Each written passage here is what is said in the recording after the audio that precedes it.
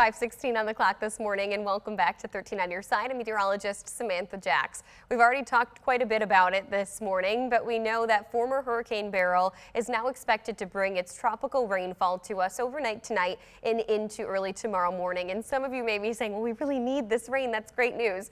We don't need this much rain that we're expecting for portions of West Michigan.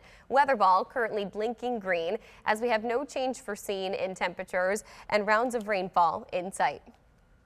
The 13 on your side weather ball, sponsored by Countryside Greenhouse. Starting things off here with a broader picture of the system itself, you can see that there are miles worth of rainfall already filtering into Indiana and Illinois, and then extending as far south as nearly Louisiana.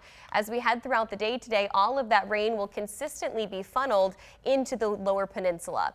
Now, we have flood watches that are in effect starting at 11 o'clock tonight and continuing on until 8 p.m. on Wednesday night. That's how long in duration we're expecting it to rain for. So this will not be a short-lived event. This is going to be hours on end of heavy soaking rain for portions of us. Not everybody. We'll talk about who will be left out of that. Overcast conditions, though, expected today. Temperature-wise, we'll climb into the low 80s. We see the onset of that rain along the 94 corridor by 6 o'clock, and then it continues to funnel to the north and east from there.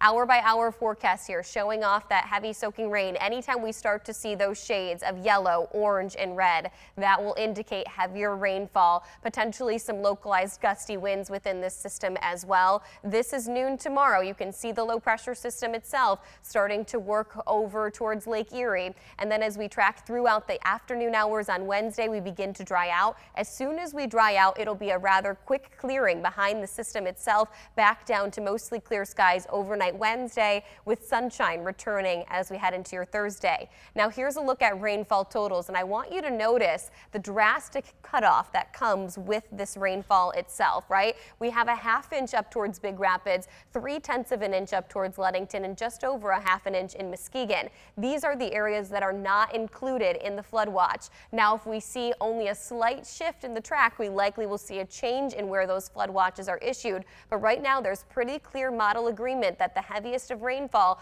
will stretch from a line from Saginaw down through Alma and down through the Holland region, clipping portions of Grand Haven and to the south from there. Within that heavy swath, we could even see localized higher rainfall totals of 4 to 6 inches, but a broad 2 to 4 inches in this range. Now that, of course, will lead to localized flooding, rise in our river levels as well. If you live in an area that typically floods, especially along the river, that is likely going to happen throughout your Wednesday. So make sure that you're making preparations throughout the day today. We still have plenty of time ahead of this storm moving through. We'll be underneath overcast conditions for all of our daylight hours, and our northern zone, it really won't even begin until after midnight tonight for those of you. And again, not seeing quite as significant rainfall from Fremont through Big Rapids into the north. Southern zone, this is of course where we anticipate the heaviest of rain, especially those of you Battle Creek to Kalamazoo. The rest of your 13 on your side 10-day forecast. The good news is that we have plentiful amounts of sunshine returning to the forecast Thursday, Friday, Saturday, helping to soak up and dry out some of this moisture we'll receive.